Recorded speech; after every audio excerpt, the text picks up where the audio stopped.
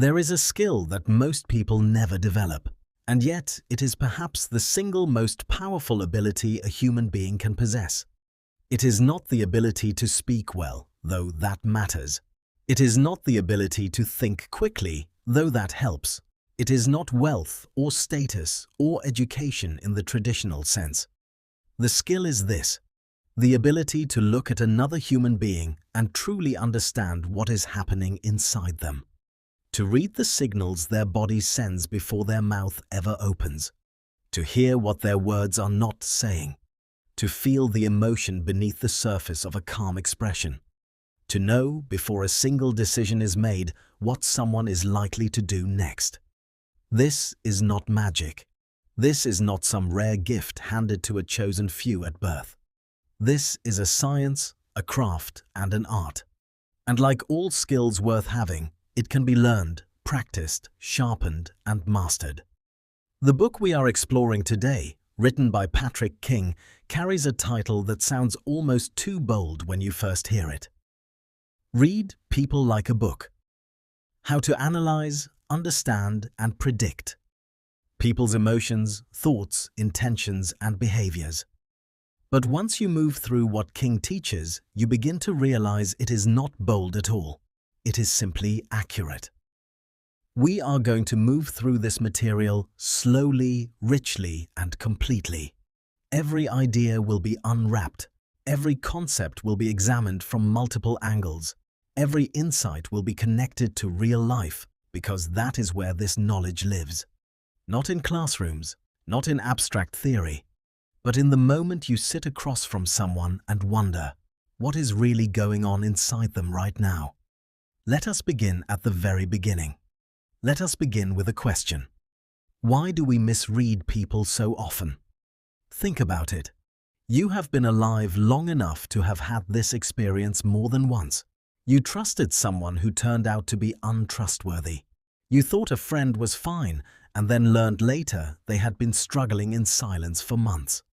You believed someone was angry with you, but they were actually just tired. You assumed someone liked you and later discovered they had never felt comfortable around you at all. You hired someone you thought was perfect for a role and they failed.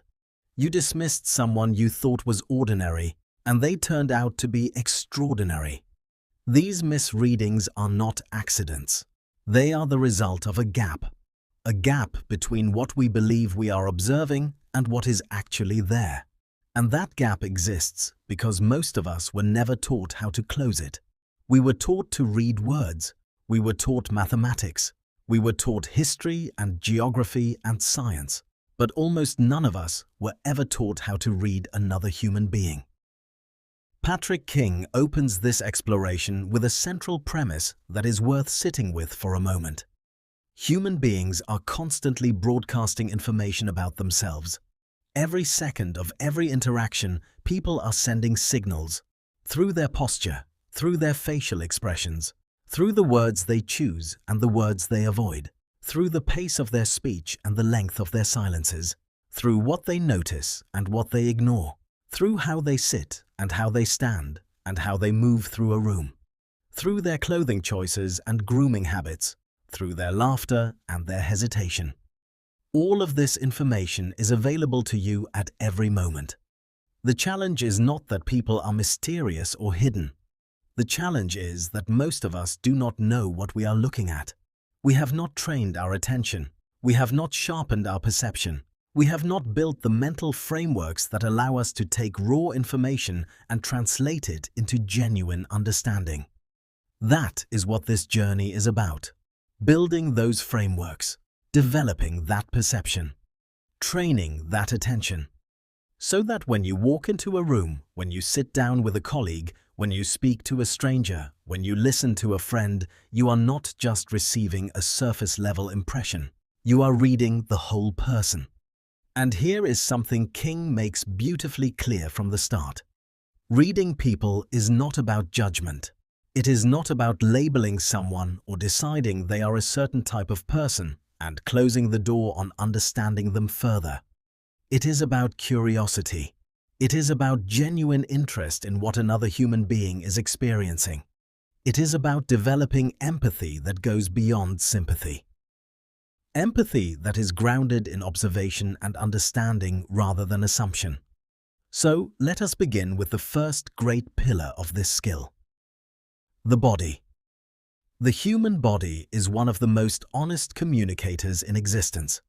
This might sound surprising in a world where we spend so much time focusing on verbal communication. We obsess over what people say. We replay conversations in our heads, analyzing the exact words used. We get hurt by specific phrases. We feel uplifted by particular compliments. Language feels like the primary channel of human connection. But research across decades of behavioral science consistently shows that words account for a surprisingly small portion of the emotional message we send to each other. The vast majority of what we communicate is carried through non-verbal channels, through the body, through the face, through the voice. This is because the body does not go through the same filtering process the mind does before speaking. When you speak, you make conscious choices. You decide what to include and what to leave out. You soften edges. You add politeness. You construct sentences in ways that present you in the light you want to be seen in. The body does not do this. The body reacts. The body responds. The body expresses what is happening in the nervous system before the conscious mind has even fully processed it. This is why King emphasizes body language as one of the foundational tools of reading people. Not because it tells you everything, but because it tells you things the person may not even know they are telling you. Let us start with the concept of baseline behavior. Before you can accurately read someone's body language, you need to understand what is normal for them. This is a concept that professional investigators, therapists, and skilled communicators all rely on heavily. Every person has a baseline, a default way of holding their body, a typical pace of speech, a natural level of eye contact, a habitual way of responding to questions. This baseline is their normal. And it is only by understanding their normal that deviations from it become meaningful. Consider a person who naturally speaks quickly. Fast speech is simply their style, their rhythm, their personality. If you see this person suddenly slow down and choose their words very carefully, that slowdown means something. It signals that something has changed internally. Maybe they are thinking more carefully than usual. Maybe they are managing an emotion. Maybe they are uncertain about what they are saying. But you would only notice this if you knew their baseline was fast speech to begin with. Conversely, consider someone who is naturally quiet and deliberate.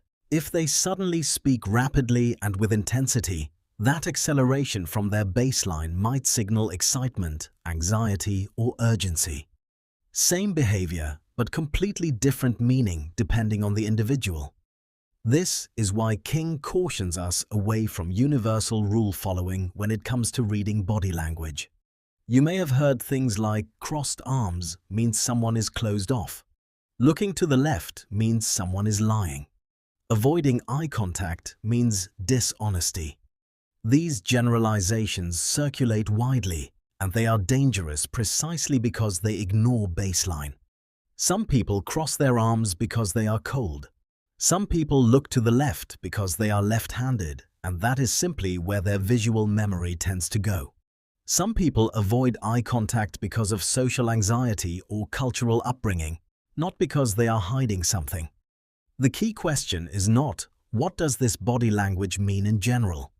The key question is, how does this behavior compare to what is normal for this specific person in this specific context? This shift in thinking is foundational. It moves you from reading behavior through a rigid code book into reading behavior through a living, dynamic, context-sensitive lens. It requires more patience. It requires you to observe before you conclude. But the readings you arrive at through this approach will be dramatically more accurate than anything you could get from a simple checklist.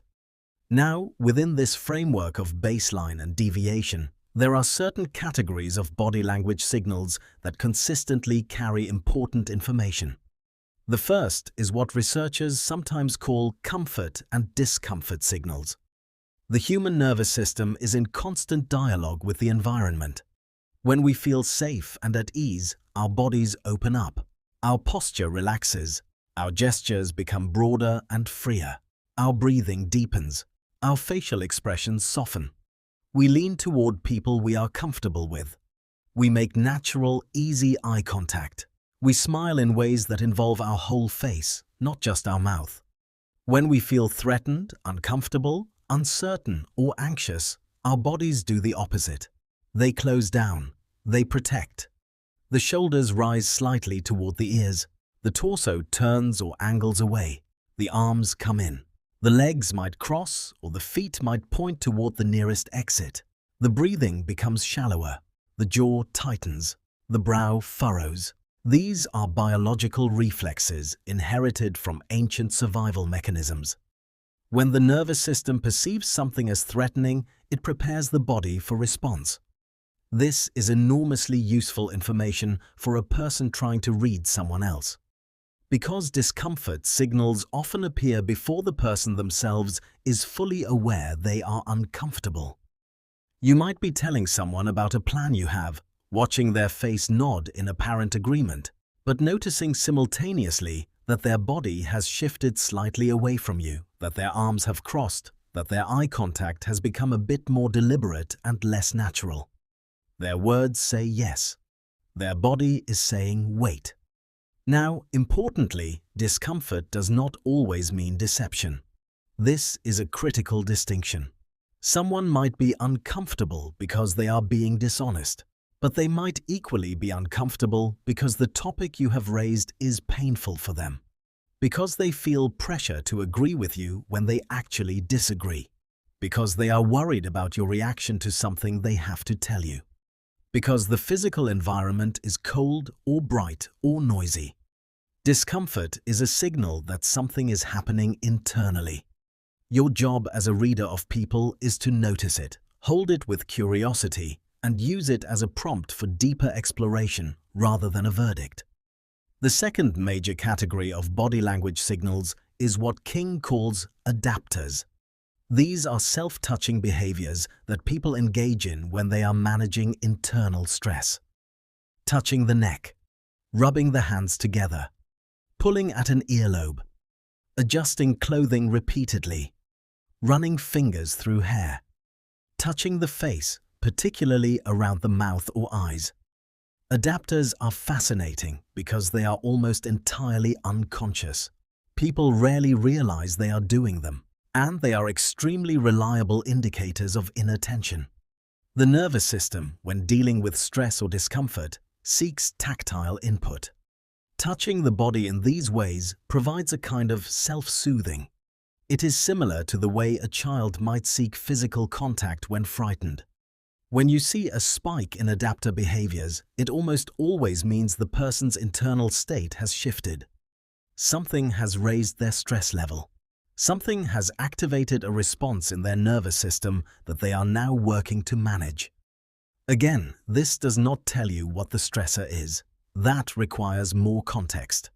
But it tells you clearly that something is happening, and that is often the most important piece of information you can have. The third category is what we might call intention movements. These are subtle physical signals that indicate what someone is about to do before they consciously commit to doing it. When someone is about to stand up and leave, their body often begins the motion before they announce it. They might shift their weight toward the edge of their seat. Their feet might plant more firmly on the floor. Their torso might angle slightly upward. If you are sensitive to these cues, you can sense that someone is planning to exit a conversation before they actually do. Similarly, when someone is genuinely engaged and interested, their body leans slightly forward. Their head tilts in the direction of what interests them. Their pupils may dilate slightly. Their whole orientation becomes directed toward you or toward whatever has captured their attention. When someone is planning to speak, you can sometimes see a slight intake of breath, a subtle tension in the jaw or throat, just before the words arrive. These micro-preparations reveal intention. And intention is one of the most valuable things to be able to read in another person, because it tells you where they are heading before they get there. Now, let us move to one of the most powerful arenas of nonverbal communication: the face. The human face is capable of an extraordinary range of expression. Researchers who have devoted their lives to studying facial expression, including the pioneering work that Paul Ekman built his career around, have identified that certain core emotional expressions appear to be universal across human cultures. These include expressions associated with happiness, sadness, fear, anger, surprise, disgust, and contempt. Although King draws on a range of behavioral science, the insight that certain emotional expressions appear consistently across different cultures is woven throughout his approach to reading people. While nuances in expressions certainly vary, these core signals provide a shared language of the face. What makes facial expression particularly valuable for reading people is the existence of what researchers call micro-expressions. These are extremely brief facial expressions, often lasting only a fraction of a second, that flash across the face before the person has time to control them. They are involuntary, they are fast, and they reveal genuine emotion. When someone hears news that secretly disappoints them but they do not want to show it, a micro-expression of sadness or contempt might flash across their face for an instant before the more composed expression returns. When someone is asked a question they find threatening, a micro-expression of fear or anger might appear before the calm, measured response begins. These flickers are easy to miss if you are not looking for them. But with practice, they become legible. King emphasizes the importance of looking at the whole face when reading expression, not just the most obvious feature like the smile. The genuine smile, often called the Duchenne smile after the researcher who first described it, involves not just the muscles around the mouth but also the muscles around the eyes. The corners of the eyes crinkle, the cheeks rise, the lower eyelids lift slightly. A smile that involves only the mouth, with the eyes remaining relatively unchanged, is a social smile. It may be perfectly sincere as a social gesture, but it does not indicate the same depth of genuine pleasure or warmth as the full-face smile. Learning to distinguish these two types of smiles alone can tell you a great deal about how someone is actually feeling versus how they want to appear. The eyes themselves are extraordinary communicators. Sustained, comfortable eye contact typically signals interest, confidence, and openness. But sustained eye contact that feels forced or intense can signal something else entirely, either deliberate impression management or even aggression. Averted gaze might indicate shyness, discomfort, or processing.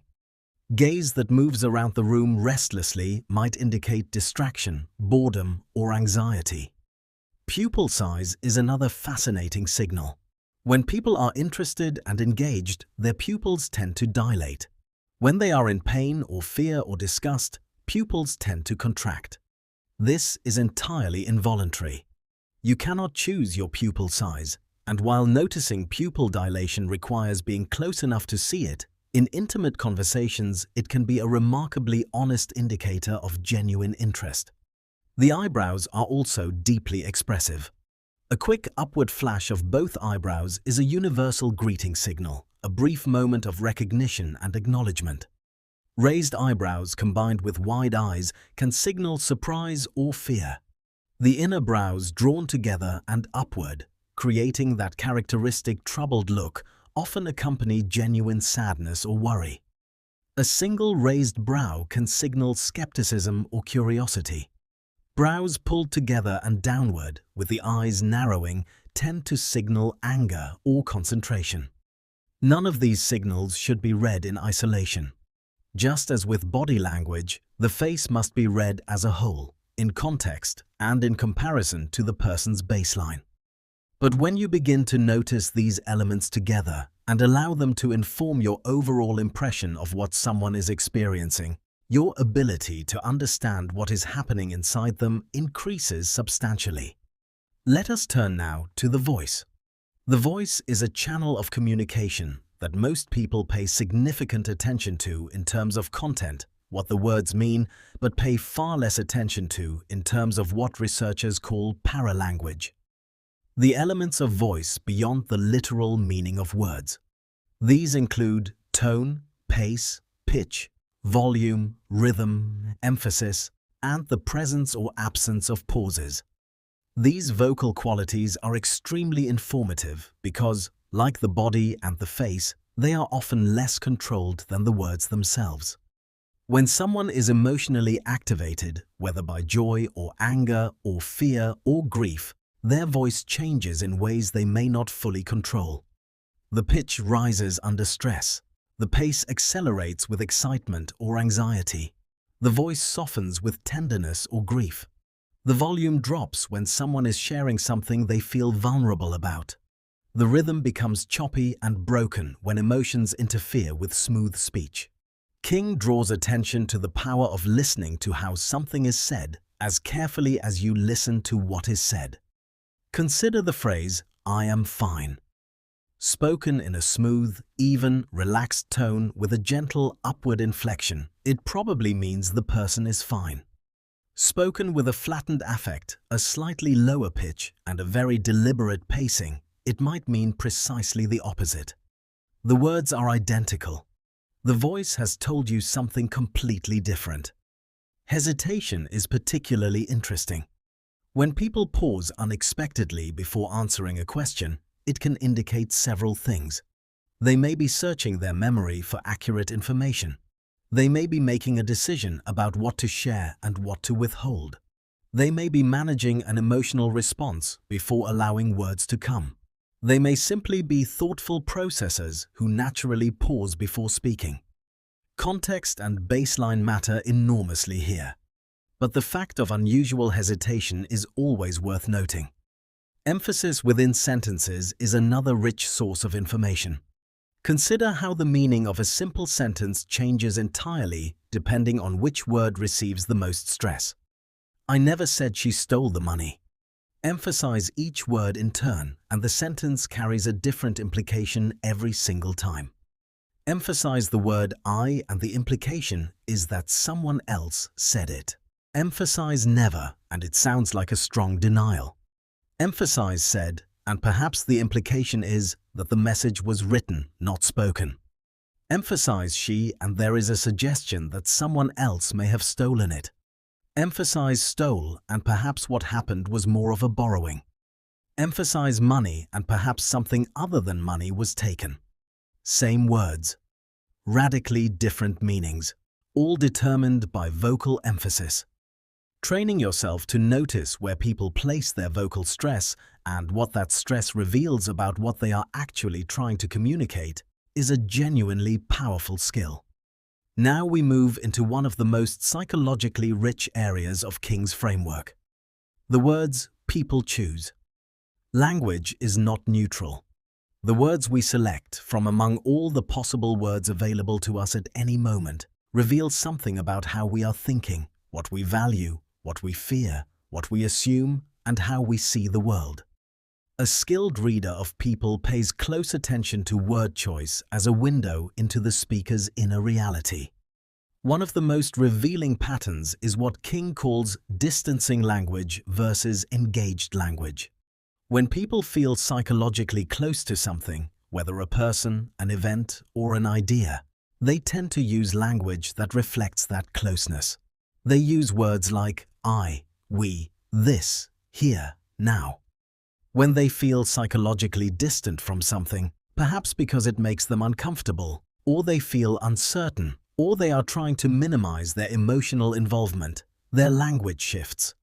They move from I to one, or they speak in the third person. They move from this to that, from here to there, from now to then. Think about how common this is. Someone talking about an incident they feel guilty about might refer to themselves indirectly. One sometimes makes mistakes. Rather than I made a mistake. The distance built into that language is psychologically meaningful. It is a slight step back from full ownership, full engagement, full presence with the experience. Political language is full of this kind of distancing. When someone wants to take credit for a success, they use the first person freely. I built this, I achieved this, we accomplished this together. When they want to distance themselves from a failure, the passive voice arrives.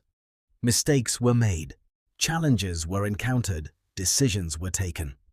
By whom exactly? The language does not say. Because the language is doing the work of creating psychological distance. This does not necessarily mean deception. It might simply mean discomfort. But discomfort itself is worth understanding.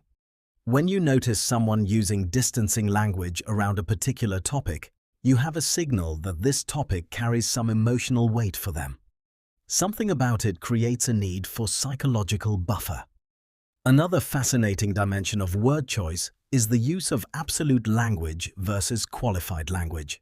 People who use a great deal of absolute language, always, never, everyone, no one, definitely, absolutely, certainly, tend to be expressing a high degree of conviction. But conviction is not the same as accuracy. Sometimes absolute language reflects genuine certainty based on solid knowledge. But sometimes it reflects emotional certainty.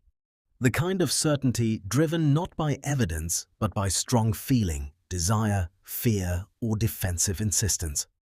When someone qualifies everything they say, on the other hand, tending, perhaps in some cases, it might be possible, this can reflect genuine intellectual humility and careful thinking.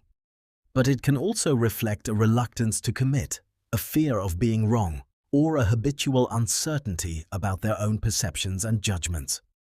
Reading these patterns against the context and the person's baseline gives you insight into how they are relating to the information they are sharing. Are they expressing what they know or what they feel or what they wish were true? The presence of emotional language is another window. Some people express emotions easily and freely in speech. They tell you what they felt, what they loved, what frustrated them, what moved them. Others use almost entirely cognitive language. They describe events and information but filter out the emotional dimension of their experience. This is not a judgment. Some people genuinely process the world more cognitively than emotionally. But the ratio of emotional to cognitive language in someone's speech tells you something about how they relate to their own inner life and how comfortable they are sharing it with others. Questions people ask are also deeply revealing. Someone who consistently asks questions about process and logistics, how does it work? What are the steps? What is the timeline? Is showing you something about their mind. Someone who consistently asks questions about people and relationships, who will be involved, how does this affect the team, what do others think, is showing you something else. Someone who consistently asks about meaning and purpose, why does this matter, what is the larger point, what does this serve, is showing you yet another dimension. The questions people ask reveal the lens through which they are processing experience.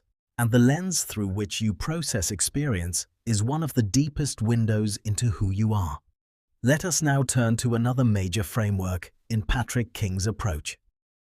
Understanding personality. Most human beings, when they move through the world, are operating from a relatively stable set of internal tendencies. Tendencies in how they think, how they feel, how they make decisions, how they interact with others, how they handle stress. These tendencies are what we call personality. And while no two people are identical, there are patterns and dimensions of personality that help us understand and predict how people are likely to behave. King does not advocate for boxing people into rigid categories. Personality typing systems, of which there are many, can be useful frameworks, but they can also be dangerously oversimplifying if applied too rigidly. The goal is not to label someone as a type and then assume you know everything about them. The goal is to develop a sensitive map of the particular individual in front of you, informed by an understanding of how personality tends to work.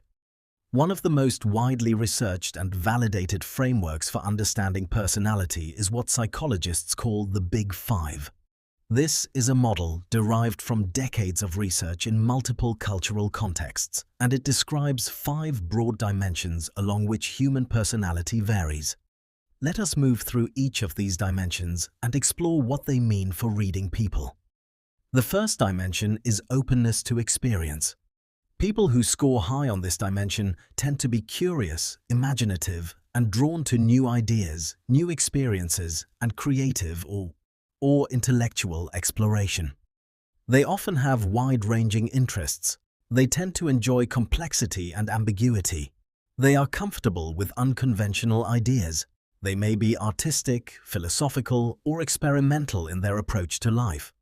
People who score lower on this dimension tend to prefer the familiar and the conventional. They like routine and structure. They are often more practical and concrete in their thinking, preferring known quantities over novel experiments. They may be skeptical of abstract ideas and more comfortable with established ways of doing things. Neither end of this spectrum is superior, but understanding where someone falls on this dimension helps you predict how they will respond to novelty, change, risk, and unconventional proposals. If you are pitching a genuinely new and untested idea to someone low in openness, you will likely face more resistance and more demand for evidence and established precedent. If you are pitching to someone high in openness, they may embrace the novelty but want to explore every possible variation, potentially making decision-making slower. The second dimension is conscientiousness. People high in conscientiousness tend to be organized, disciplined, goal-oriented, and reliable. They follow through on commitments. They pay attention to detail. They plan ahead. They work hard and systematically. They can sometimes be perfectionistic. They are highly responsible and tend to take their obligations seriously. People lower in conscientiousness tend to be more spontaneous and flexible. They may struggle with follow-through on long-term projects. They might resist rigid structure and scheduling. They are often more adaptable in the short term but less reliable over time. In a professional context, knowing where someone falls on this dimension can tell you a great deal about how to work with them effectively. Whether they need clear structure and deadlines or whether they chafe under too much structure. Whether they will need reminders and check-ins or whether they will manage their commitments independently. The third dimension is extraversion and its counterpart, introversion. This is perhaps the most widely discussed personality dimension in popular culture, though it is also one of the most frequently misunderstood. Extraversion does not simply mean being outgoing, and introversion does not simply mean being shy. At the core of this dimension is a difference in how people relate to social stimulation. Extroverts tend to gain energy from social interaction. They think out loud. They process through conversation. They tend to be expressive and action-oriented. They are often energized by busy environments and variety. They typically enjoy meeting new people and may find extended solitude draining. Introverts tend to gain energy from solitude and reflection. They often process internally before speaking. They may prefer deep one-on-one conversations over large group interactions. They can be highly socially skilled, but they find extended social engagement tiring in a way that extroverts do not. They often need quiet time to recharge. The reason this matters for reading people is significant. An introvert in a social situation may appear disengaged or unfriendly when they are simply managing their energy levels. An extrovert who falls quiet may be much more distressed than an introvert who does the same. An introvert's delayed response to a question is often processing, not evasion. An extrovert who is not talking about something may be suppressing more than an introvert who is not talking. The fourth dimension is agreeableness. People high in agreeableness tend to be warm, cooperative, empathetic, and motivated to maintain harmonious relationships. They tend to avoid conflict. They are often generous and trusting. They may put others' needs before their own.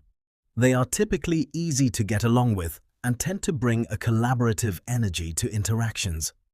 People lower in agreeableness tend to be more competitive, skeptical, and willing to challenge and confront. They are often direct and assertive. They may prioritize results over relationship harmony. They are less easily influenced by social pressure and more likely to express disagreement openly. Again, neither is categorically better. High agreeableness can mean wonderful warmth and cooperation, but it can also mean difficulty with necessary conflict or a tendency to say yes when no would serve everyone better. Low agreeableness can mean honest directness and strong independent thinking, but it can also mean unnecessary friction and a difficulty with the relational dimensions of work and life. Understanding someone's level of agreeableness helps you predict how they will handle disagreement, negotiation, and situations where their interests conflict with someone else's. The fifth dimension is neuroticism, which can also be understood as emotional sensitivity or emotional reactivity. People higher in neuroticism tend to experience negative emotions more intensely and more frequently. They may be more prone to anxiety, worry, irritability, or sadness. They tend to be more reactive to stressors. This does not mean they are weak or broken. It means their nervous system is tuned to respond strongly to environmental and emotional stimuli. People lower in neuroticism tend to be more emotionally stable and resilient. They experience negative emotions less frequently and recover from them more quickly. They are often less bothered by stressors that would significantly affect someone higher in neuroticism. Knowing where someone falls on this dimension helps you understand how they will respond to pressure, criticism, uncertainty, and difficulty. It also helps you understand the kind of support they may need. Someone high in neuroticism may need reassurance and emotional acknowledgement more than someone low in this dimension. Now, importantly, these 5 dimensions are not boxes. They are spectrums, and every person is a unique combination of positions along each of these 5 spectrums. 2 people can both be high in conscientiousness, but one might be highly extroverted while the other is highly introverted, and those differences will shape the expression of their conscientiousness in entirely different ways. The value of understanding these dimensions is not to classify people quickly and definitively. It is to develop a richer, more nuanced picture of the person in front of you that helps you understand not just what they are doing, but why, and what they are likely to do next. Let us move now into another rich territory that King explores: the psychology of motivation. Behavior does not emerge from nowhere. Every action a person takes, every word they choose, every decision they make is driven by some underlying motivation. And motivation, at its deepest level, is rooted in need. People do what they do because something inside them is pushing toward a goal, toward a state, toward a feeling, toward the relief of attention. Understanding what motivates someone is one of the most powerful things you can know about them. It allows you to understand not just what they did, but why. Not just what they want, but what they need. And that understanding makes you a far more effective communicator, leader, collaborator, friend, and partner. One of the most widely known frameworks for understanding human motivation is Abraham Maslow's hierarchy of needs. This is a model that organizes human needs in a rough order of priority, from the most basic and fundamental to the most complex and self-expressive. King draws on this framework, among others, as a way of helping readers understand the motivational landscape. At the foundation of the hierarchy are the physiological needs: food, water, shelter, warmth, rest. These are the needs without which survival is impossible. When these needs are not met, they dominate attention and motivation. Everything else recedes. A person who is genuinely hungry, cold, or exhausted is not primarily motivated by growth, creativity, or social connection. They are motivated by the immediate need to address the deficit. This might seem obvious, but it has subtle implications for reading people. Someone who is chronically sleep-deprived or working under extreme physical stress is operating with a compromised motivational system. Their behavior may seem irrational or difficult, but it is actually the entirely predictable behavior of someone whose foundational needs are in deficit. The next level is safety needs. Once basic physiological needs are reasonably met, the nervous system turns its attention to security. Physical safety, certainly, but also psychological safety. The security of knowing that tomorrow will be okay, that the job is stable, that the relationship is steady, that the environment is predictable enough to plan within, that threats have been identified and managed. People whose safety needs are chronically unmet, whether through childhood experiences of instability or through current circumstances of genuine threat or precariousness, often carry anxiety as a baseline state.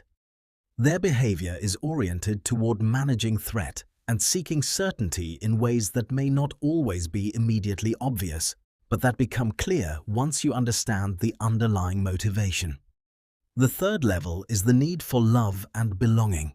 The need for connection, for meaningful relationships, for being seen and valued by others, for being part of something larger than oneself.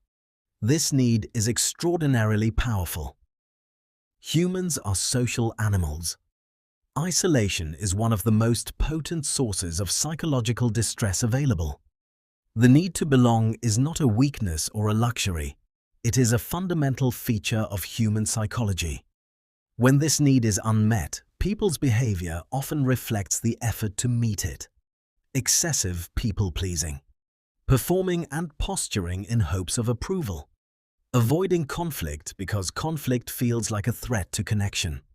Seeking attention even through negative means because attention at least signals being seen. Staying in harmful relationships because the fear of aloneness feels worse than the harm.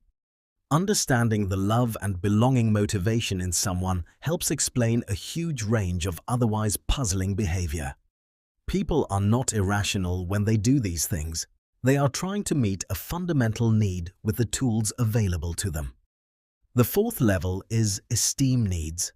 The need to feel competent, capable, respected, and valued. Not just to belong, but to matter. To be recognized, to have status.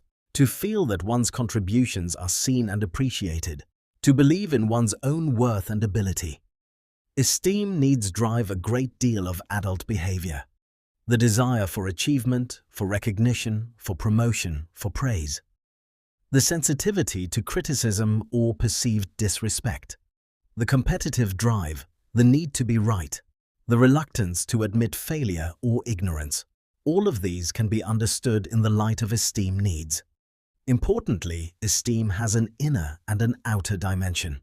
There is the esteem we seek from others, external validation. And there is the esteem we hold for ourselves, self-respect, self-confidence, a genuine internal sense of worth and capability. People whose esteem needs are primarily met through external validation tend to be more vulnerable to the opinions of others and more reactive when that validation is withdrawn. People whose esteem is more internally grounded tend to be more stable and less dependent on continuous external approval. The fifth and highest level in Maslow's original model is self-actualization. The need to grow, to realize one's potential, to become more fully oneself, to engage in meaningful, creative, purposeful activity that expresses who one truly is. This is the motivation behind art, behind spiritual seeking, behind the drive to understand and contribute and create and evolve. People who are operating primarily from this level of motivation tend to be oriented toward growth and meaning rather than toward security or approval. They are often willing to take risks, to challenge convention, to prioritize depth over comfort. They may seem less concerned with what others think of them, not because they are cold or disconnected, but because their primary reference point for meaning is internal. Now, a few important things about this framework. First, it is not strictly linear. People can be motivated by multiple levels simultaneously, and people can shift levels depending on circumstance. A highly self-actualized person who suddenly faces a serious health crisis may find their attention pulled back towards safety and survival needs for a time. A person whose financial situation collapses may find that concerns about esteem and belonging temporarily give way to the more immediate concerns of stability. Second, different people weight these needs differently based on their history, their culture, their personality, and their circumstances. For some people, belonging is so deeply important that they will sacrifice esteem and even safety for it. For others, autonomy and self-expression are so central that they will sacrifice belonging rather than compromise their authentic path. What matters for reading people is developing a sense of where someone's primary motivational energy is currently focused. What are they most fundamentally seeking right now? Because once you understand what someone needs, their behavior stops being mysterious. It becomes legible. Let us now explore the dimension of emotional intelligence and what it means for understanding people. Emotional intelligence is a term that has become somewhat overused in popular culture, but the underlying concept is genuinely important. At its core, emotional intelligence refers to the capacity to perceive, understand, manage, and use emotions, both in oneself and in others. It is not the same as being nice or sensitive or good at expressing feelings, though it may involve all of those things. It is a set of cognitive and relational skills that determine how effectively someone navigates the emotional dimension of human interaction. King discusses emotional intelligence as both a quality to develop in yourself and a quality to observe in others. Because how emotionally intelligent someone is dramatically affects how they communicate, how they handle conflict, how they respond to feedback, how they manage stress, how they treat others when they themselves are under pressure, and how reliably they can be trusted. The first dimension of emotional intelligence is self-awareness, the ability to notice and accurately identify what one is feeling. This sounds simple, but it is actually quite rare at a deep level. Many people experience emotions without having clear awareness of what those emotions are. They feel bad but cannot distinguish whether they are anxious, sad, angry, ashamed, or some combination. They feel good but cannot tell whether they are genuinely content or euphoric in a way that might not last, or riding an adrenaline rush that is masking something else. High self-awareness means knowing one's emotional state clearly and specifically. It means understanding the triggers that reliably produce particular emotional responses. It means having insight into one's own patterns. When you meet someone with genuine self-awareness, they can tell you with specificity how they are feeling and why. They can acknowledge their own contributions to difficult situations without excessive self-criticism or defensive denial. They can say, "I noticed I got defensive when you said that, and I want to think about why." Low self-awareness shows up as a surprising disconnect between how someone seems to be feeling and how they describe themselves as feeling. Someone with low self-awareness might say they are completely calm while behaving in ways that are clearly agitated. They might deny being angry while their entire body, voice, and word choice communicate anger. They might insist they are not affected by something while showing every sign of being deeply affected. The second dimension of emotional intelligence is self-management. The ability to regulate one's emotions, to delay immediate emotional reactions long enough to respond thoughtfully rather than impulsively, to maintain emotional stability under pressure, to redirect unhelpful emotional states. High self-management does not mean suppressing emotions. Emotional suppression is actually correlated with poor mental health and poor relationships. It means the ability to feel an emotion without being entirely controlled by it. To be angry without saying or doing things driven purely by anger that you will later regret.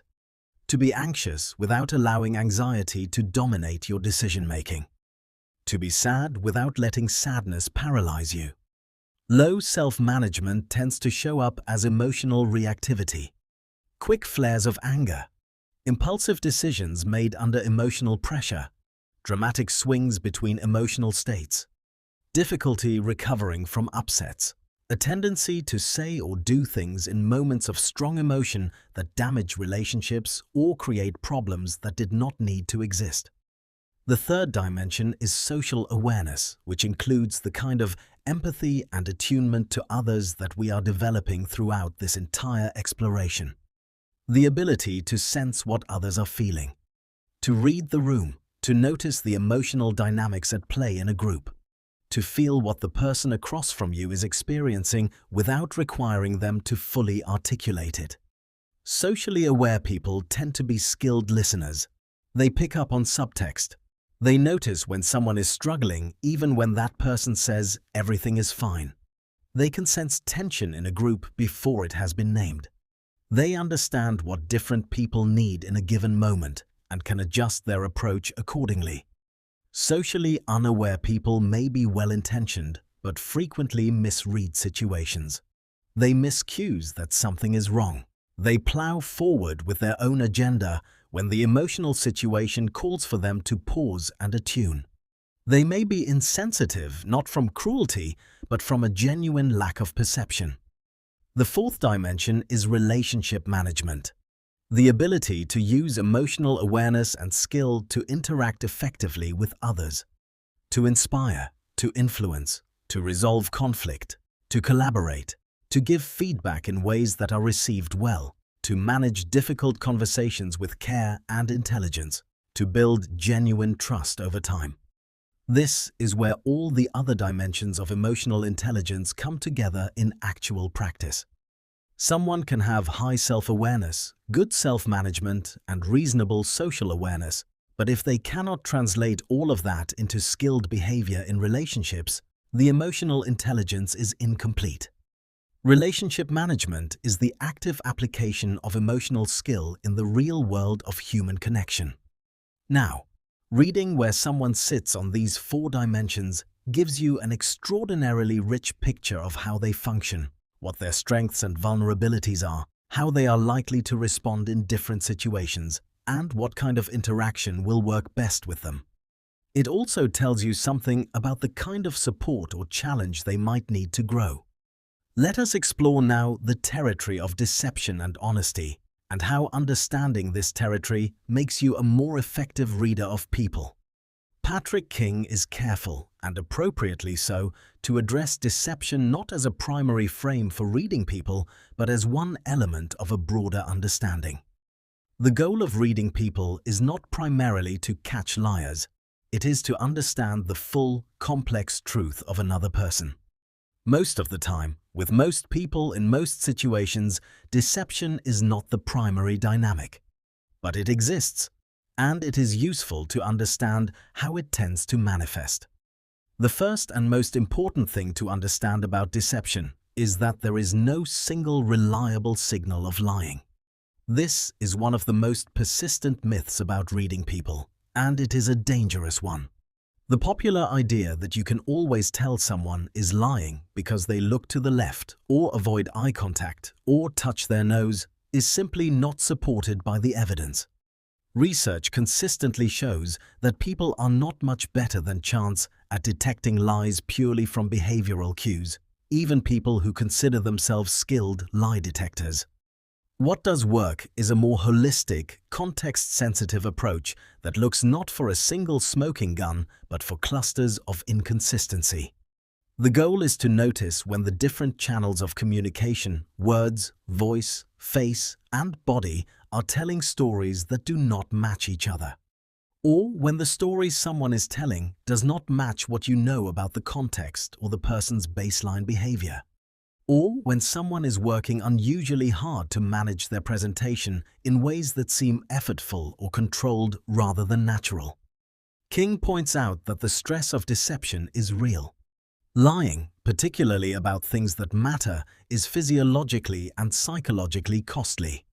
It requires maintaining a false narrative while simultaneously monitoring for inconsistencies and managing the fear of detection.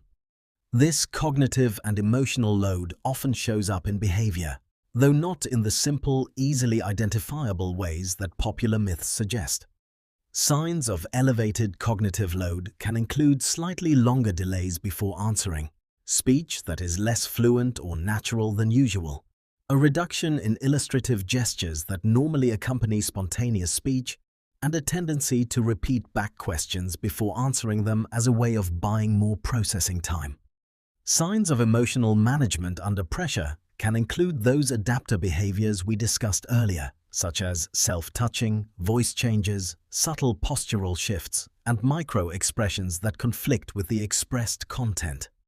Inconsistencies in the narrative itself, facts that contradict each other, stories that change in suspicious ways, accounts that are oddly lacking in sensory detail or oddly oversupplied with rehearsed-sounding specifics can all be signals worth noting.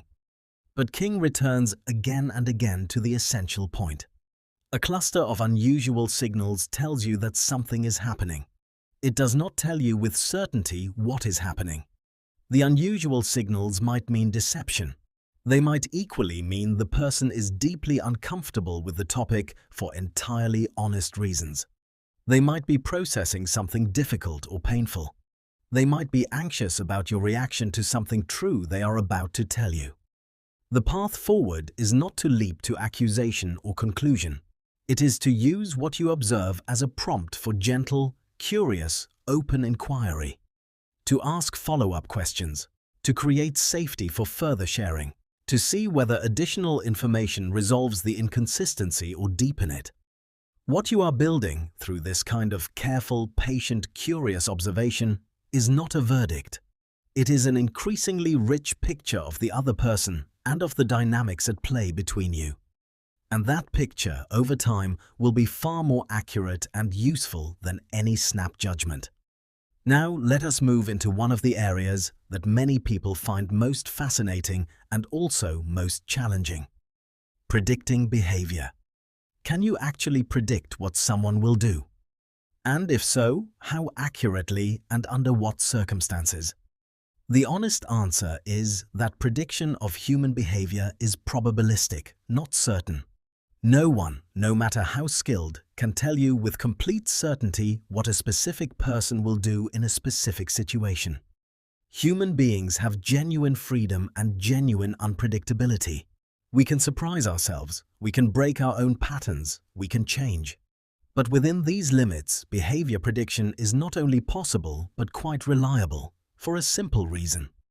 People are largely consistent. The patterns that have driven someone's behavior in the past are likely to drive it again in similar circumstances. This is not a criticism or a limitation of people. It is simply the nature of how personality, habit, belief, and motivation work.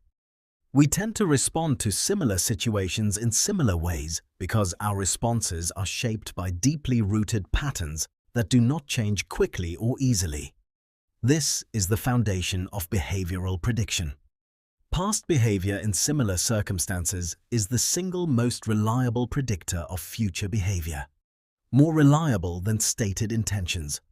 More reliable than promises. More reliable than what someone says they will do. What people have done before, when faced with circumstances similar to the ones they face now, is your best guide to what they are likely to do again. This is not cynicism. It is realism grounded in genuine respect for the power of deep patterns. It means that if someone has repeatedly handled conflict by withdrawing and going silent, they are likely to do the same next time conflict arises, regardless of how many times they have said they will communicate more openly.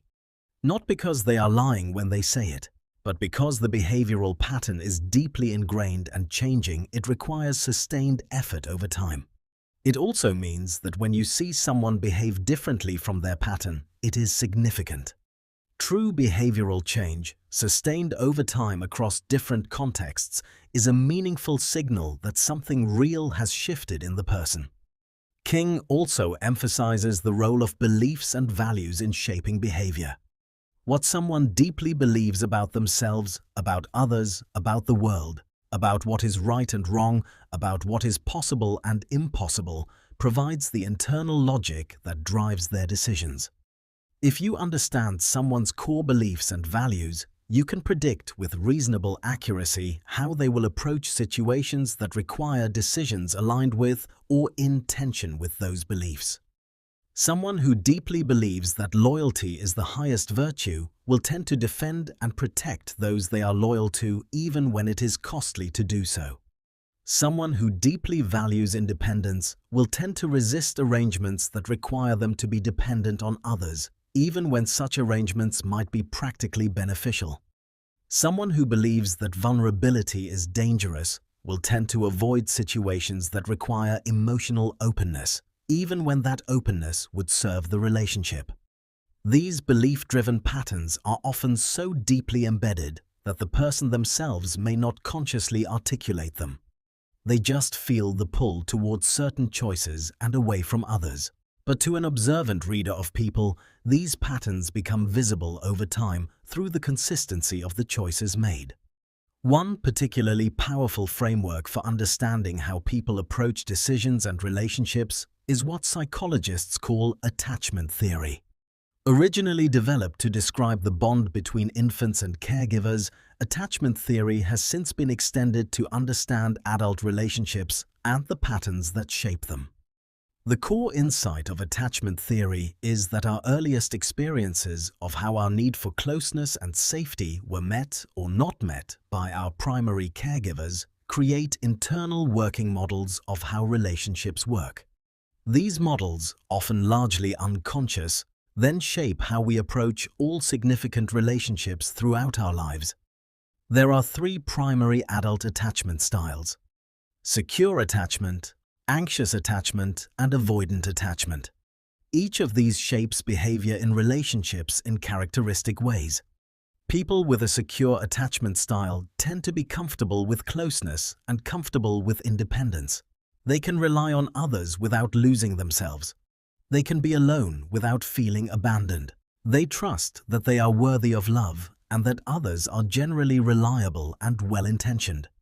In conflict, they tend to communicate directly and constructively. They recover from ruptures in relationships without excessive anxiety or withdrawal. People with an anxious attachment style tend to crave closeness, but feel chronically uncertain about whether it will be available to them. They may worry excessively about whether they are loved, about being abandoned or rejected, about whether their partner or friends truly value them. They tend to be highly sensitive to signals of withdrawal or distance, interpreting them quickly and sometimes catastrophically. They may seek frequent reassurance.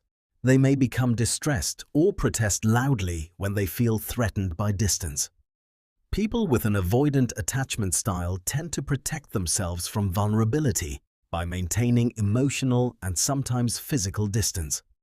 They may have learned early that needing others was dangerous or disappointing, and they have developed a self-reliant strategy that minimizes dependence on others. They often feel uncomfortable with too much closeness. They may withdraw when relationships become very intimate or when partners make significant emotional demands. They may dismiss or minimize emotional concerns both in themselves and in others. Understanding where someone sits in terms of attachment style helps you predict their behavior in a wide range of relational situations. How they handle intimacy. How they respond to conflict. What triggers their anxiety or withdrawal. What they most need from a relationship. What they will struggle most with. It also, importantly, helps you understand that much of the difficult behavior people display in relationships is not about you. It is the expression of deeply embedded internal patterns that predate you and would express themselves regardless of who the person was in relationship with. This understanding opens the door to compassion rather than personalization. Now let us move into an equally rich territory: understanding social dynamics and how they shape individual behavior. No person exists in isolation. We are all embedded in social contexts, in relationships, in groups, in cultures that powerfully shape how we think, feel, and behave. A complete reading of any person must include some understanding of the social environment they are operating within. One of the most powerful social forces shaping behavior is status. Human beings are extraordinarily sensitive to status, to where they stand in the perceived hierarchy of any group they are part of. This sensitivity is not vanity, though it can express itself as vanity. It is a deeply rooted social instinct, present because in our evolutionary history, status in the group determined access to resources, protection, and reproductive opportunity. The nervous system is wired to track status signals and to respond to perceived status shifts. This means that much of what happens in social interactions is partly about status negotiation, whether consciously or not. The person who dominates the conversation. The person who positions themselves physically to take up more space. The person who challenges ideas while others nod. The person who waits to be asked for their opinion. The person who laughs loudest at the boss's joke. All of this is the continuous, largely unconscious dance of status.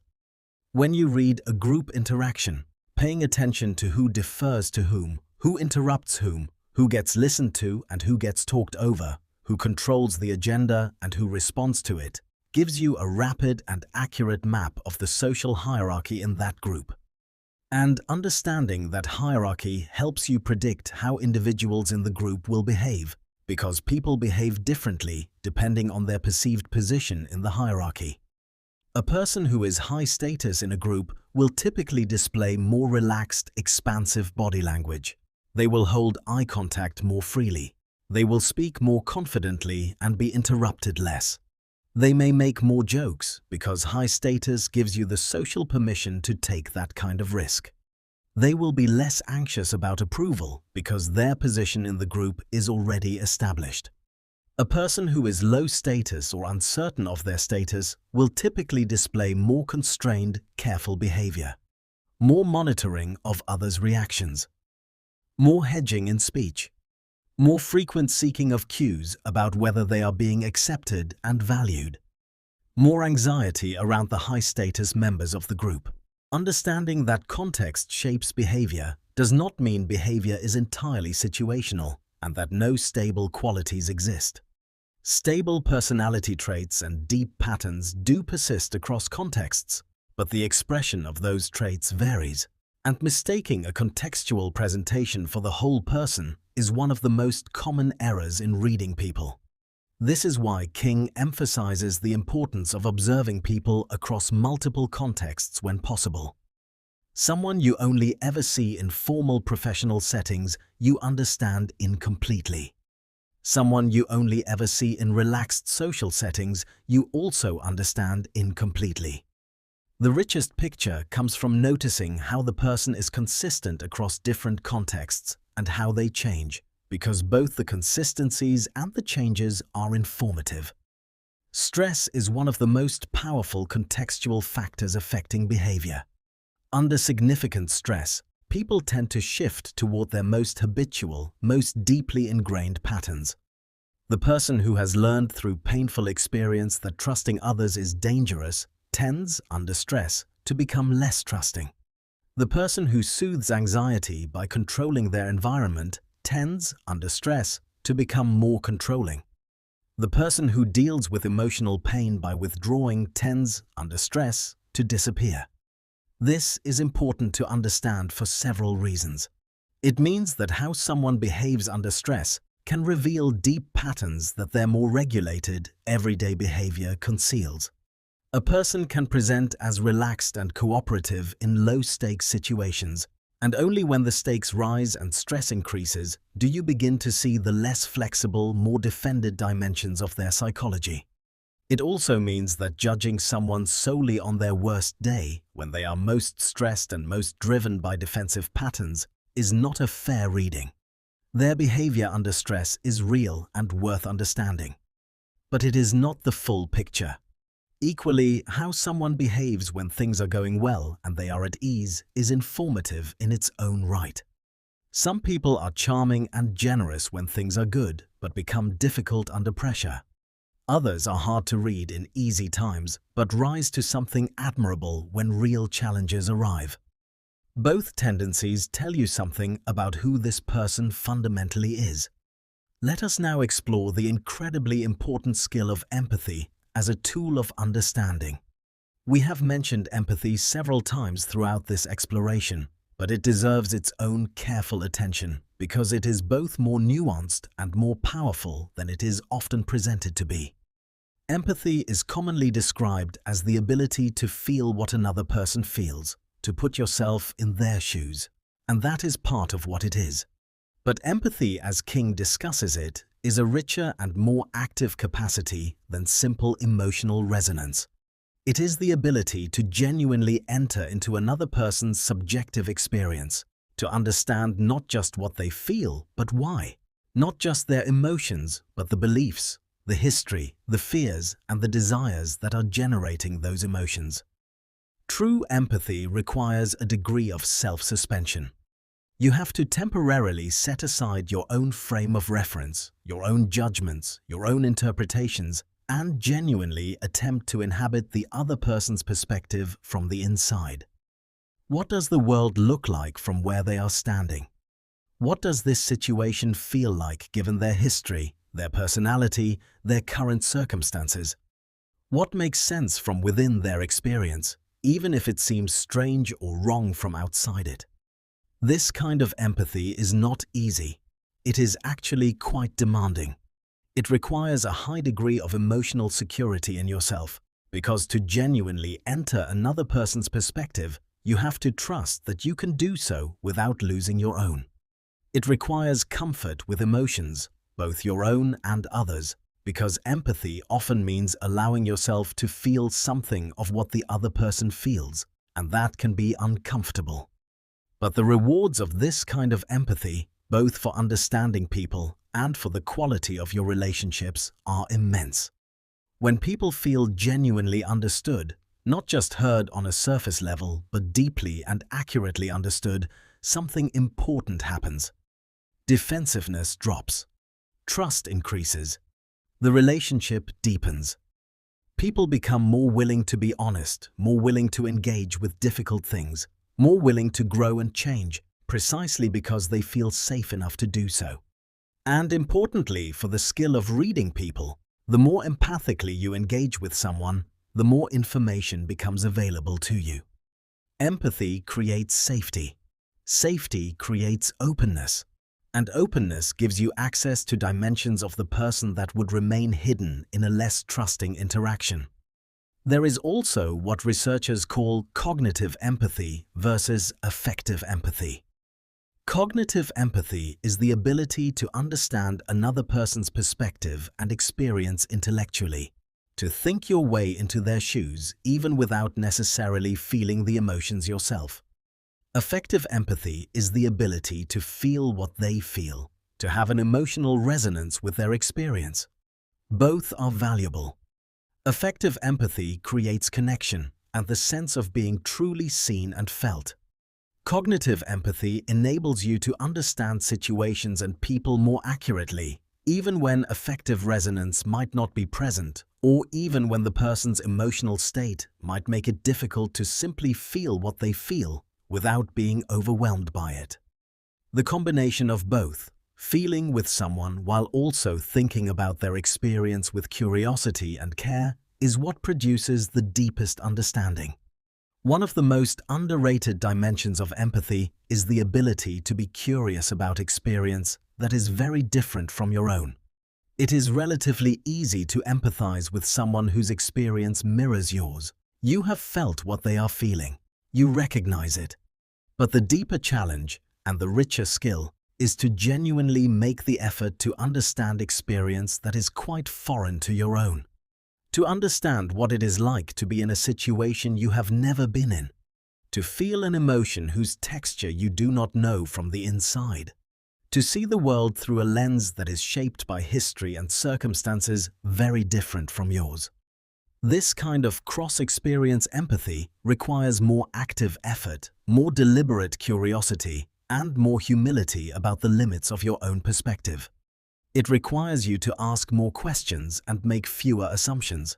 It requires you to sit with not fully knowing what someone's experience is like, rather than filling in the blanks with your own projection. But it also requires more of the second kind of reading, the cognitive empathy, the deliberate intellectual effort to understand logically, systematically, why someone who is different from you might feel and think and behave as they do. And the reward is a dramatically expanded understanding of the full range of human experience and human nature. Let us now move to the practical territory of applying all of this in everyday interactions, because knowledge that does not translate into practice is merely interesting.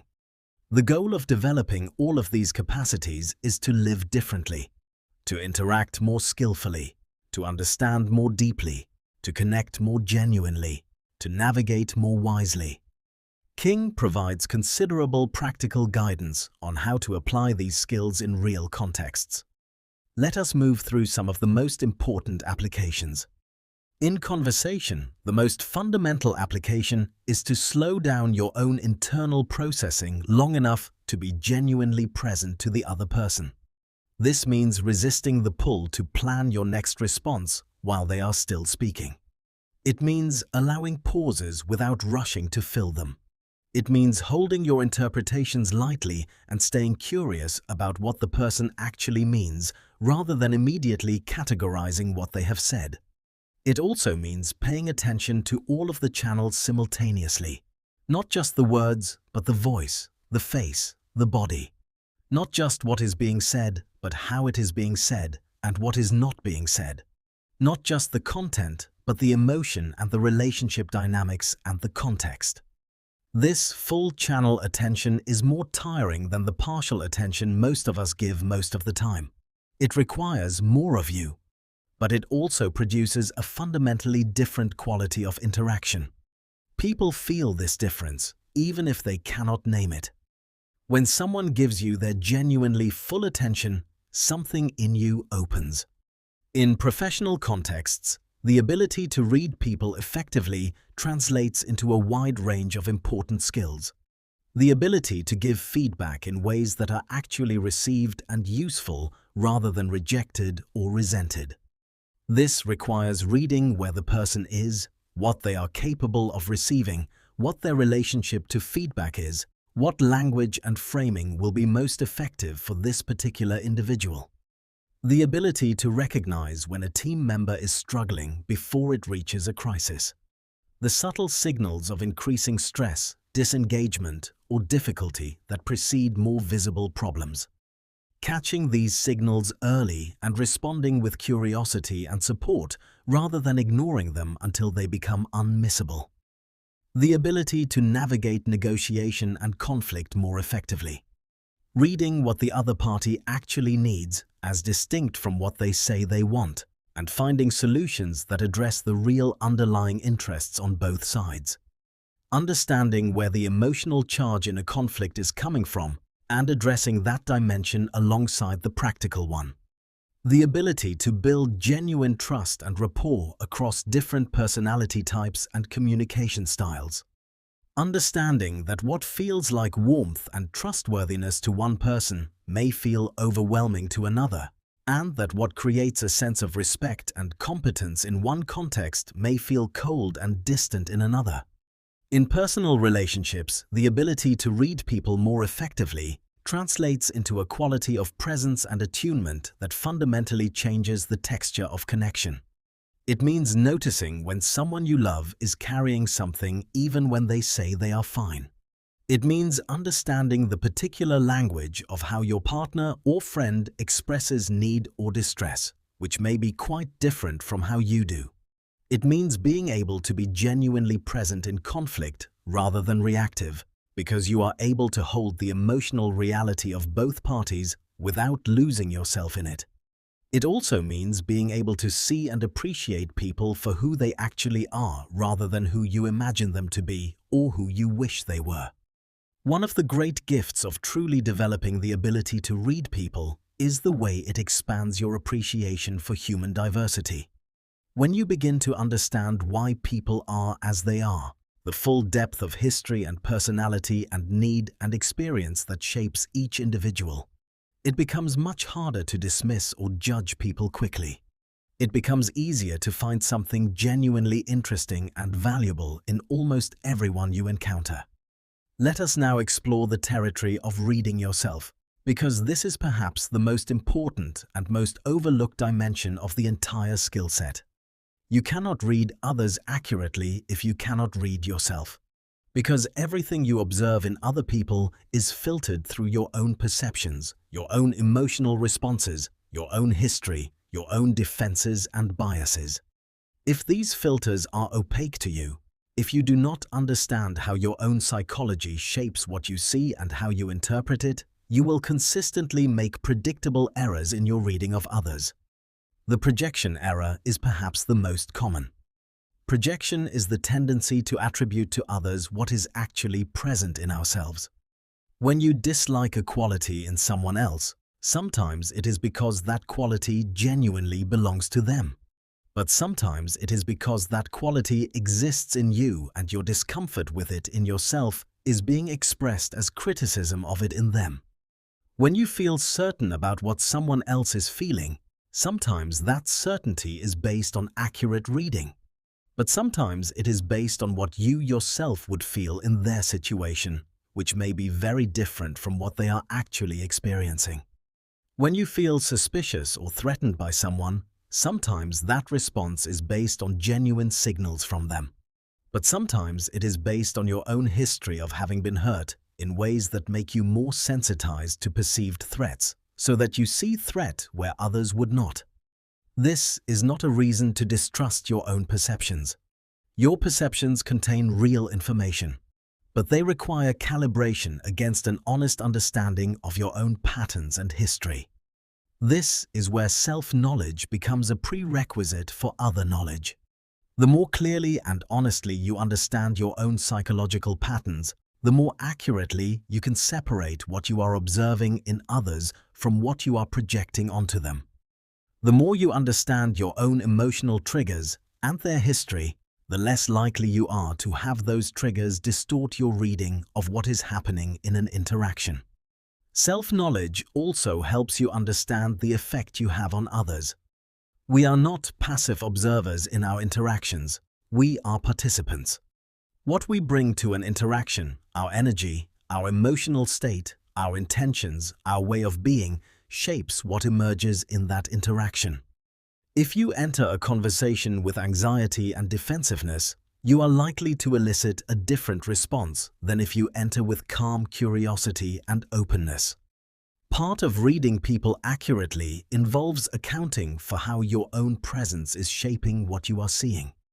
King emphasizes a practice of continuous, honest self-reflection as a companion to the development of people reading skills. Not harsh self-criticism, not obsessive rumination, but a gentle, curious, honest inquiry into your own patterns. Why did I respond that way? What was I feeling before that reaction arrived? What does this person or situation remind me of? What do I notice in myself when I am around this person? How does my reading of them feel compared to how it would feel if someone who is very different from me were doing the reading? This kind of reflective practice, maintained consistently over time, produces a degree of self-understanding that makes you a dramatically more accurate reader of others. Now, let us turn to the dimension of reading people across different cultural contexts. One of the important cautions that runs through King's work is the recognition that much of what we might take to be universal in human behavior is actually culturally shaped. The norms around eye contact, for instance, vary considerably across cultures. In some cultural contexts, direct and sustained eye contact signals respect, engagement, and trustworthiness. In others, it can signal disrespect, challenge, or aggression. The culturally appropriate level of eye contact when speaking to someone older, someone in authority, or someone of a different gender varies significantly across different social and cultural traditions.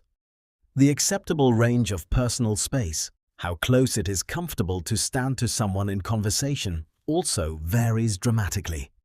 What feels like appropriate proximity in one cultural context can feel invasive in another. What feels like respectful distance in one context can feel cold and disengaged in another. Norms around emotional expression differ as well. Some cultures encourage the open, expressive display of emotion as a sign of authenticity and engagement. Others value emotional restraint as a sign of maturity and self-possession. Someone raised in a context where strong emotional display is the norm will read someone raised in a context of emotional restraint as cold or disengaged, when in fact the restrained person may be experiencing emotions just as intensely and may simply be expressing them differently. These cultural variations mean that accurate people reading requires cultural humility.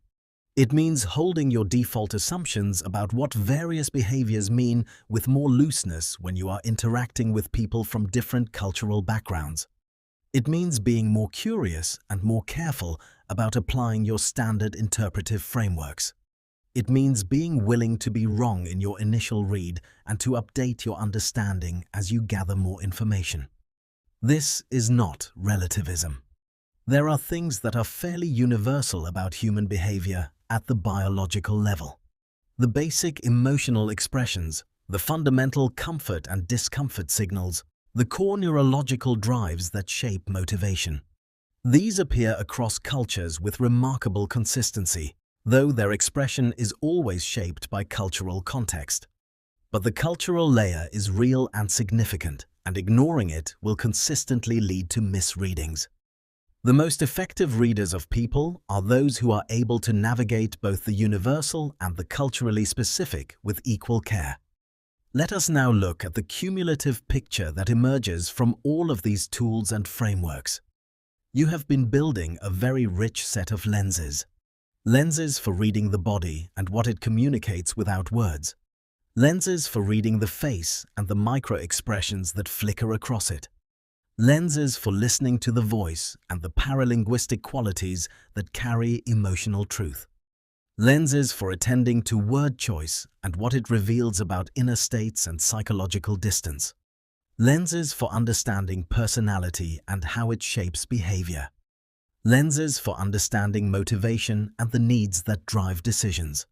Lenses for recognizing emotional intelligence or its absence. Lenses for identifying the signals of deception, though always held with appropriate uncertainty. Lenses for predicting behavior from patterns and history. Lenses for understanding social dynamics and how they shape individuals. Lenses for recognizing potentially harmful relational patterns. Lenses for deep listening. Lenses for empathy. Lenses for understanding context. And lenses for knowing yourself well enough to calibrate your observations of others. What emerges from the combination of all of these lenses is not a formula. It is not a mechanical process. It is more like the development of a sense, a refined perceptual capacity that allows you to encounter other human beings with greater depth, greater accuracy, and greater care. This capacity cannot be fully reduced to rules. It requires practice. It requires the kind of deliberate attention that gradually becomes natural over time. It requires the humility to know that you will sometimes be wrong, and the willingness to update your understanding when you are. It requires the intellectual patience to gather information before drawing conclusions. And it requires the genuine motivation of curiosity and care about other human beings. When all of these elements are present, something remarkable becomes available to you. You begin to move through the world in a fundamentally different relationship to the people around you. Strangers become interesting rather than opaque or threatening. Conflict becomes navigable rather than overwhelming. Relationships become richer and more satisfying because they are grounded in genuine mutual understanding rather than projection and assumption.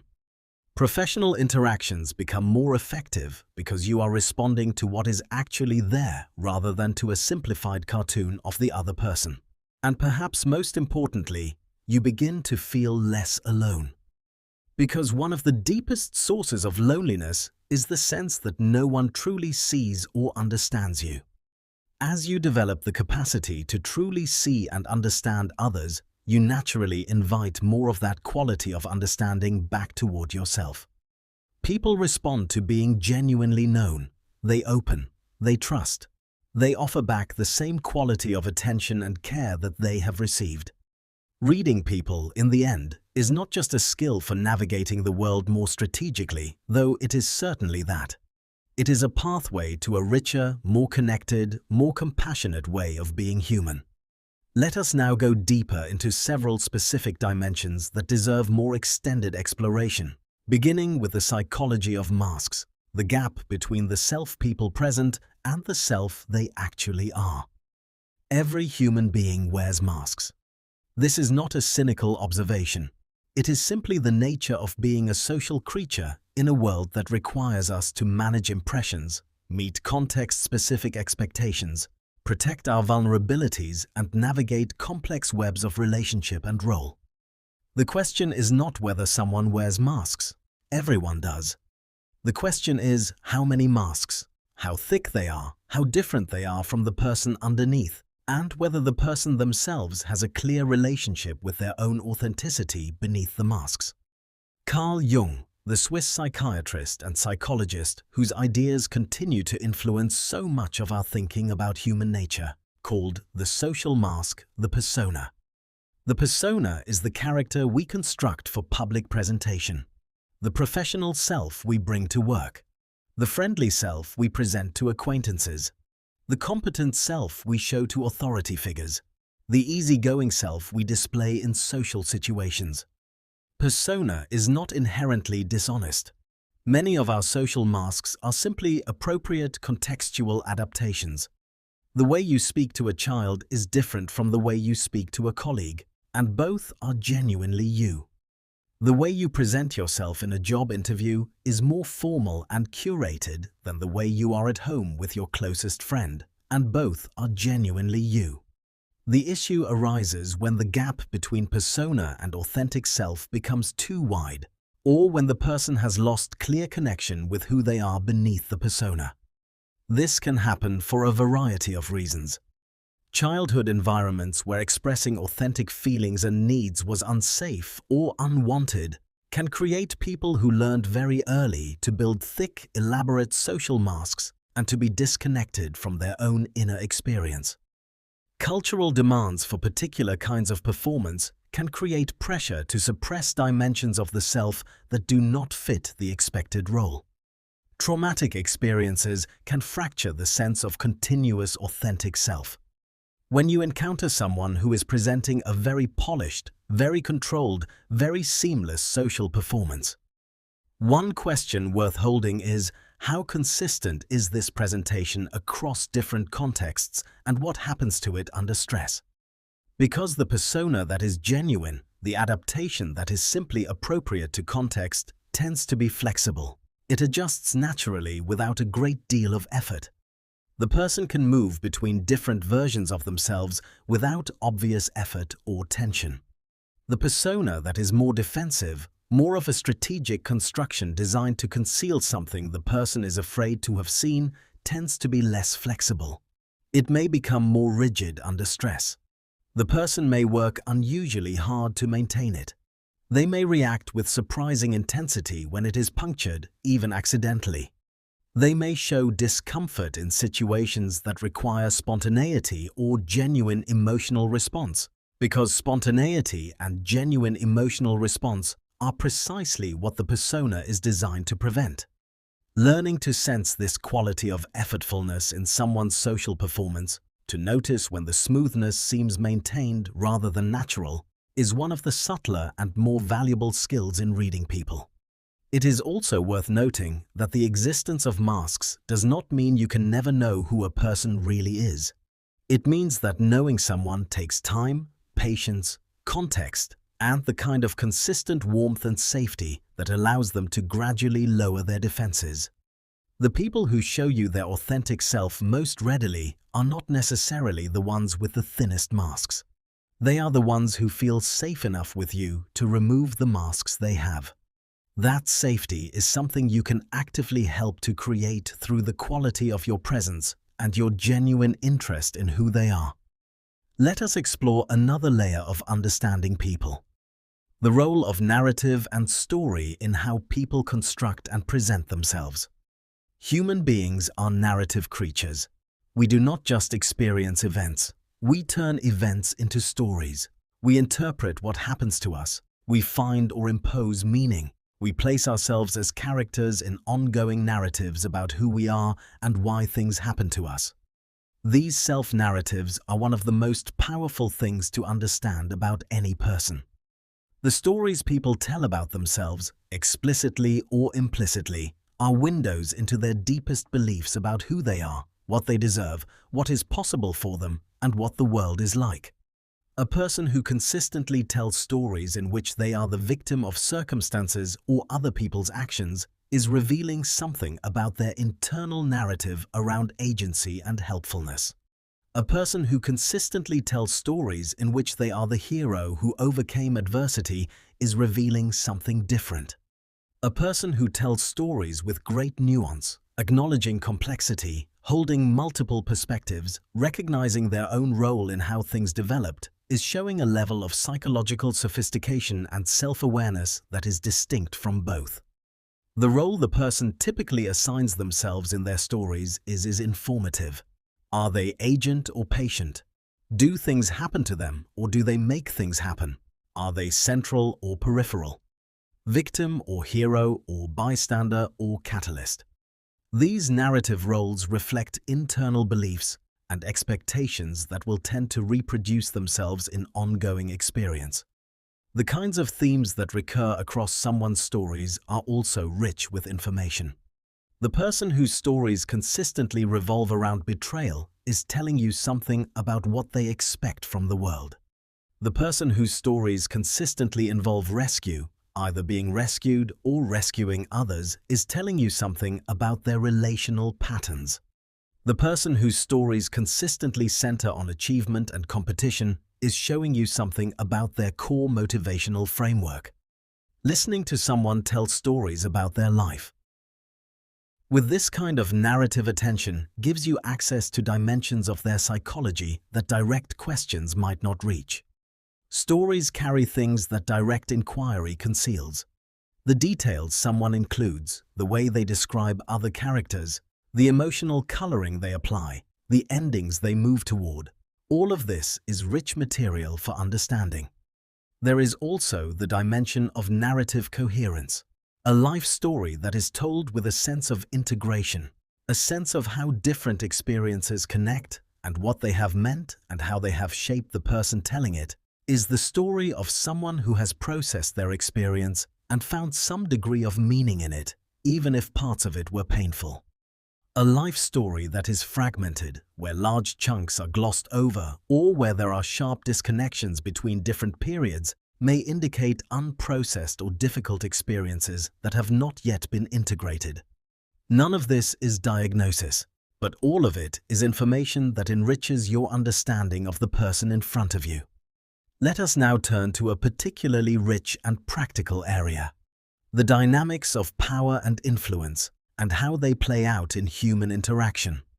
Power is present in every human interaction, whether we acknowledge it or not. Anytime two or more people are together, there is a question, sometimes explicit and often implicit, of who has more influence, who is setting the direction, who is following, who is in the position of needing something from the other. Understanding these dynamics is essential for reading people accurately. King discusses several dimensions of power and influence that are important to understand. The first is the distinction between formal and informal power. Formal power is the kind that comes from position. A manager has formal power over a team member. A parent has formal power over a child. An authority figure has formal power over those in their domain. This kind of power is conferred by role and is relatively easy to identify. Informal power is more subtle and in many ways more important. It is the power that comes from expertise, from charisma, from the ability to control information, from controlling social networks and relationships, from being the person everyone else looks to for approval or direction, even in the absence of a formal title. Informal power often operates invisibly. Someone can have very little formal power while having enormous informal power, and vice versa. Reading the informal power structure in any group or relationship gives you critical information about how decisions actually get made, whose opinion actually carries weight, and who the real influencers are as distinct from the formal authority figures.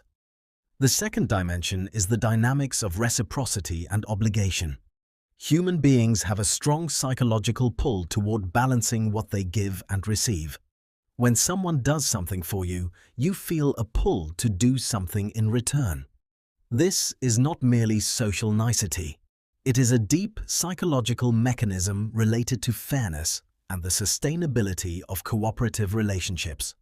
People who understand this mechanism can use it skillfully to build genuine goodwill and cooperation.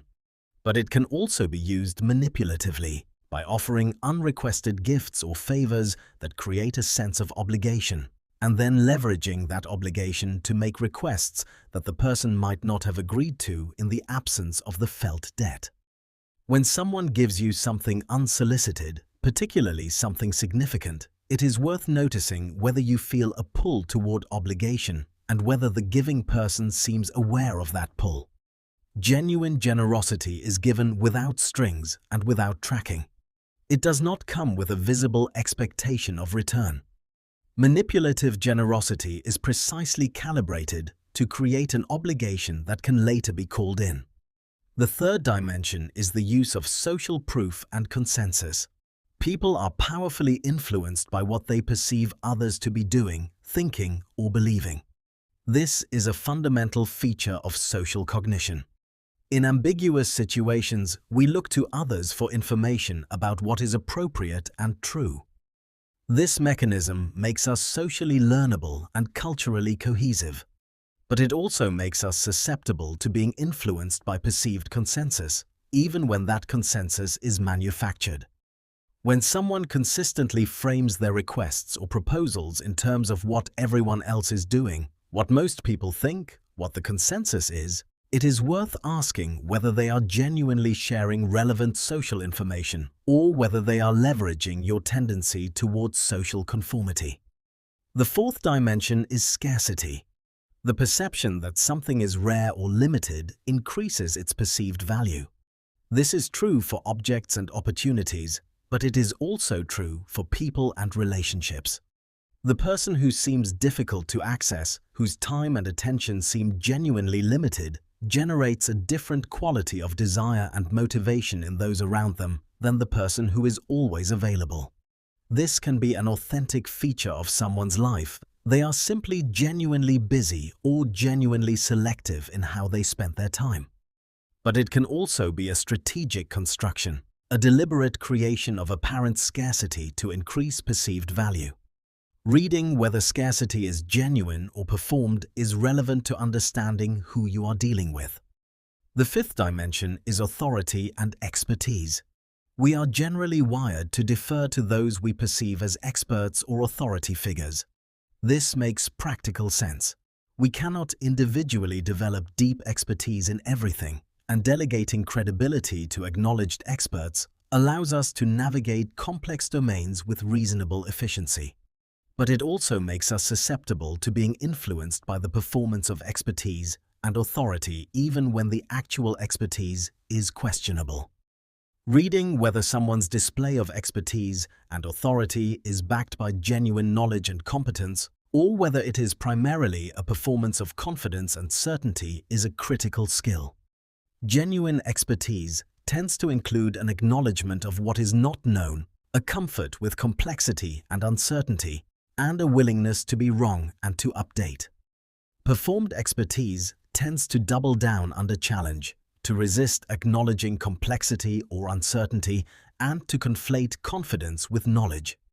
All of these dimensions of power and influence are in play in most complex social environments. Learning to see them, to name them, and to understand how they are shaping the dynamics you are navigating gives you a significantly more accurate picture of what is actually happening and significantly more agency in how you respond to it. Let us turn now to a dimension that runs through everything we have discussed but deserves its own focused exploration: the role of emotion in human cognition and decision-making. For a long time, in the Western intellectual tradition, emotion was treated as the enemy of good thinking. The ideal was the rational actor, the person who could strip emotion from their decision-making and reach conclusions based purely on evidence and logic. Emotion was seen as distortion, as interference, as something to be controlled and ideally minimized. Contemporary neuroscience has thoroughly overturned this picture. The research of scientists who study the neural basis of decision-making has shown something that is both surprising and, once understood, quite obvious. Emotion is not the opposite of reason. It is a component of it. The neural systems that generate and process emotion are intimately interconnected with the systems that produce cognition and decision-making. Damage to the emotional centers of the brain does not produce cold, clear, rational decision-making. It produces an inability to make decisions at all. Because emotion provides the evaluative dimension of cognition, the sense of what matters, what to move toward, what to avoid, that makes it possible to choose among options. This means that when you read someone's emotional state, you are not reading something separate from their thinking. You are reading a dimension of their thinking. The emotions present in someone at any moment are shaping what they attend to, what they remember, what they prioritize, what risks they are willing to take, what solutions seem available to them. Emotion is not a distortion of their experience of reality. It is a dimension of that experience. For reading people, this means that understanding the emotional state someone is in is understanding something directly relevant to how they will think and decide. A person in a state of fear perceives risk differently than a person in a state of excitement. A person in a state of grief has limited cognitive resources available for complex problem solving. A person in a state of anger sees the world through a lens that emphasizes unfairness and the motives of those who have harmed them. A person in a state of joy is more creative, more generous, and more open to new possibilities. These emotional states are not background color. They are structurally shaping cognition in real time, which means that to understand what someone is thinking and why, you need to understand what they are feeling. It also means that if you want to communicate effectively with someone, or help them think clearly about something, or support them in making a good decision, sometimes the most important thing is to address the emotional state first.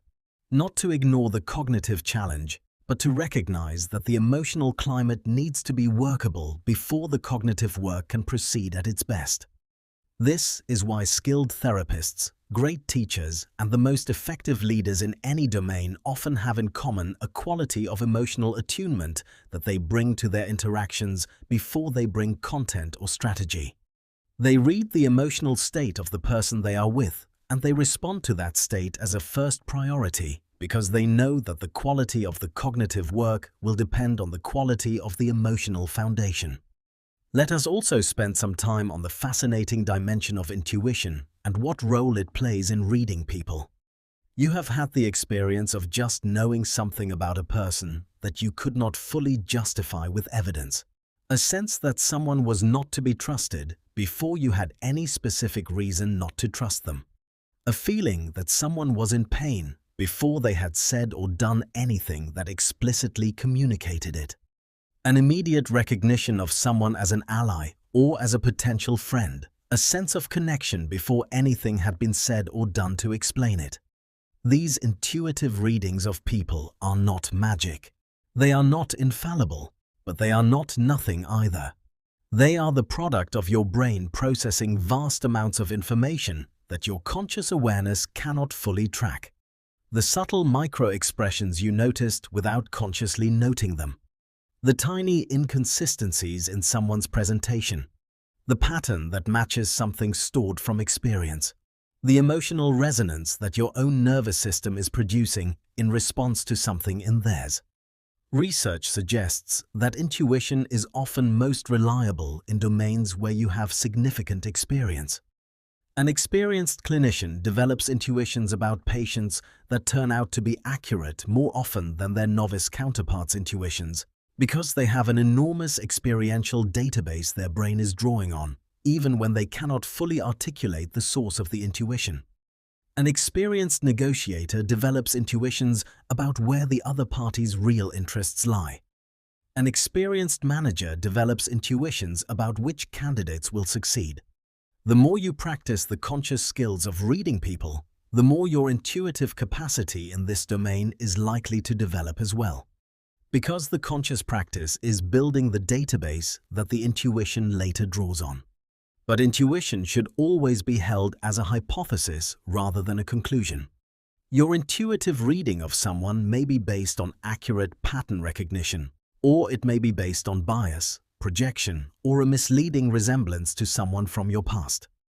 The way to know the difference is to use your intuition as a prompt, not as a verdict. To be curious about whether your intuitive sense is confirmed or complicated by ongoing observation. To remain genuinely open to being surprised. The intuition that says there is something off here deserves attention. So does the intuition that says this person feels trustworthy. Neither should be dismissed. Neither should be treated as final. Both should be held with the same curious, patient, open attention that characterizes the best reading of people in general. Now let us explore one final rich dimension before we draw this entire exploration together.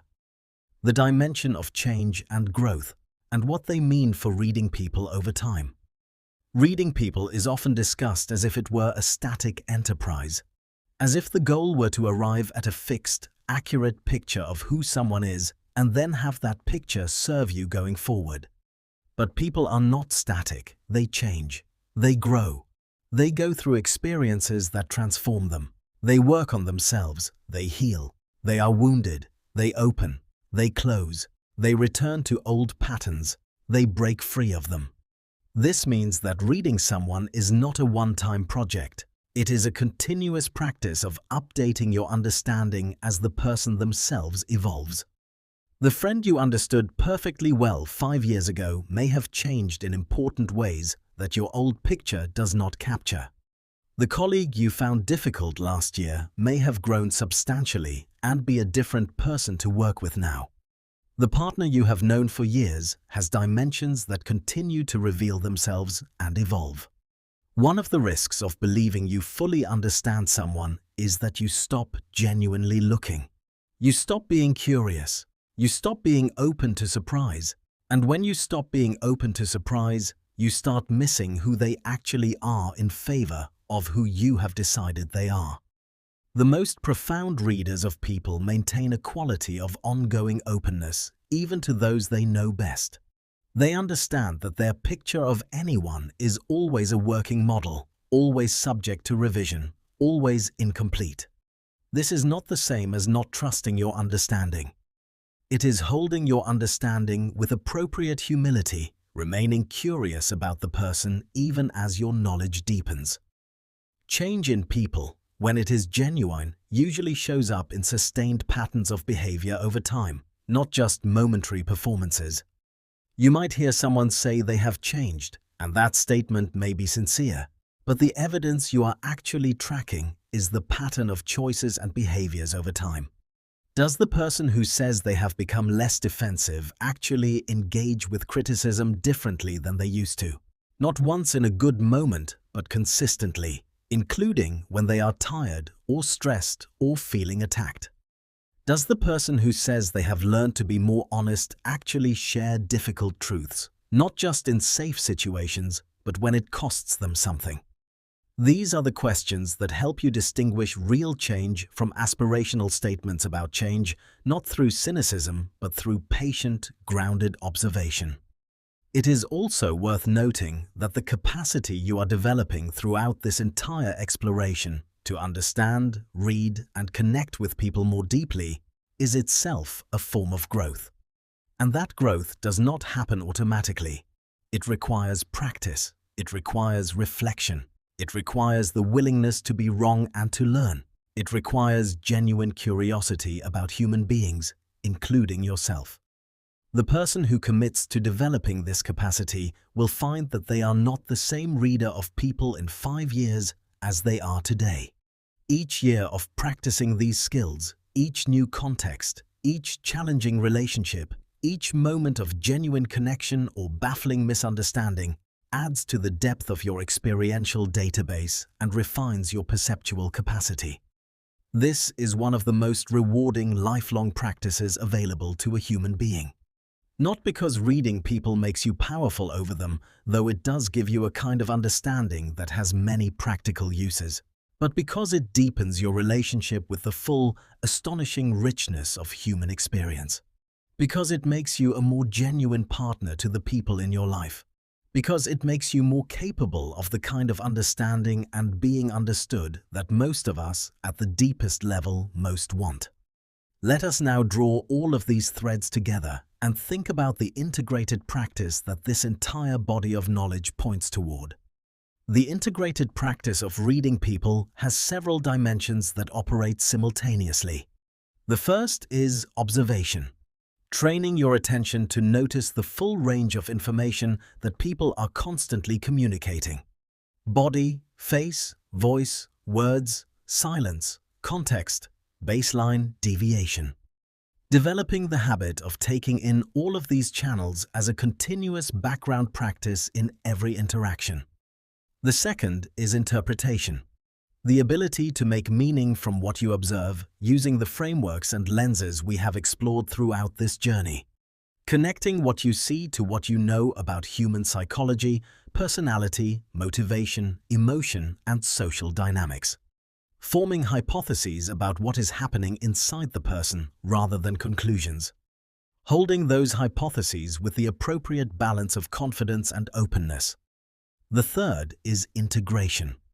Putting together information from multiple channels and multiple moments in time to build a rich, nuanced, continuously updated picture of the person. Understanding how different observations relate to each other. Noticing patterns that emerge over time. Distinguishing what is situational from what is deeply characteristic. The fourth is response.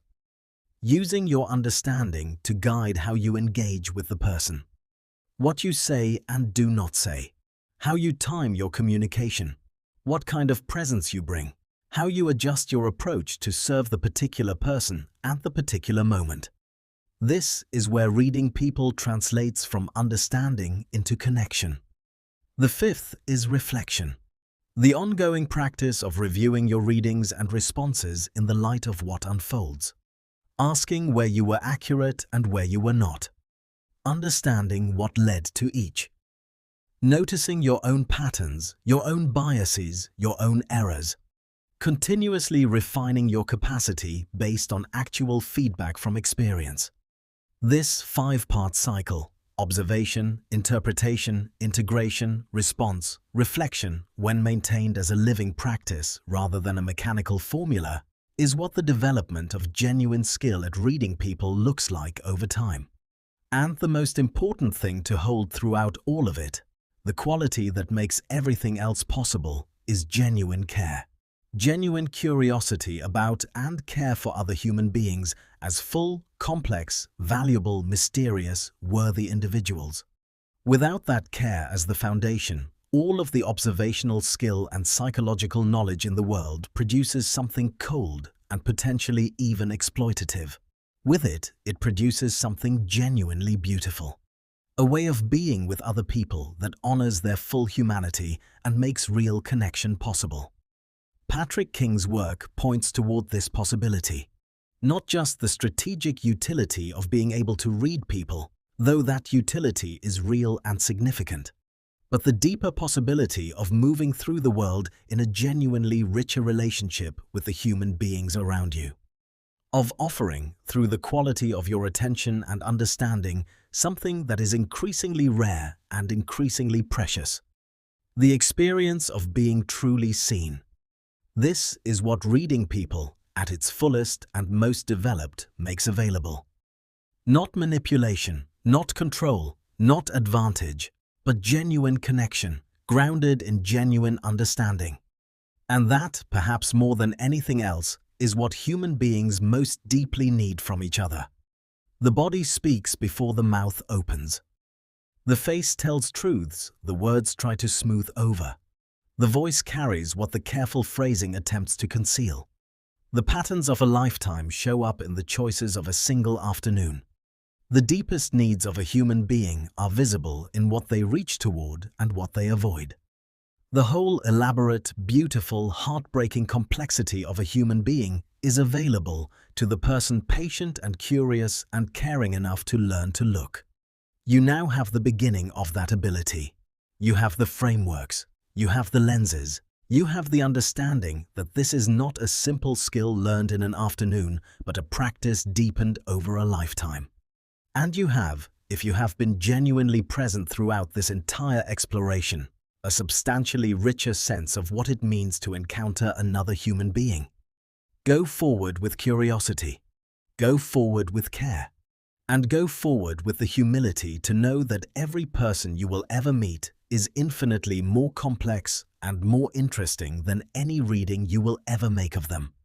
That inexhaustible complexity is not a problem. It is the invitation. It is what makes the practice of reading people not a skill to be mastered once and set aside, but a living, growing, endlessly fascinating engagement with the most complex and most remarkable things in the universe. Other people. In all their confusion and brilliance, their pain and their joy, their predictability and their capacity to surprise, their smallness and their extraordinary depth.